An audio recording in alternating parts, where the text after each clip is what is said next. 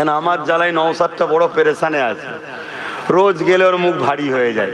এতবার বলি, আপনি 10 বছর ধরে বলছেন, এখনো বলার কি দরকার?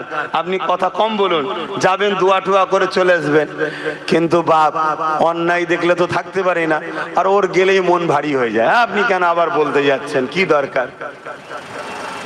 কথা বুঝে আসছে না? নাই আবার আজকে এসছি ভাঙরে, ওদের নিশ্চয়ই খেয়াল খবর পাবে, আবার গেলে বলবে এইসব কথা বলার কি দরকার?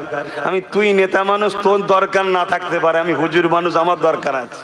আমার ধর্মের লেবাসে, আমার ধর্মের নামে কেউ সমাজ বিরোধী কাজ করবে, আমার ধর্মের লেবাসে, আমার ধর্মের নামে কেউ সন্ত্রাসী করবে, আমার ধর্মের তকবীরে, আমার ধর্মের লেবাসে, আমার ধর্মের নাম দিয়ে মুসলমান সেজে কেউ সমাজ বিরোধী সন্ত্রাসী বা ইসলাম বিরোধী কর্মকাণ্ড করবে, তার বিরুদ্ধে আমাদেরকে যুদ্ধ পর্যন্ত করা দরকার আছে না নাই?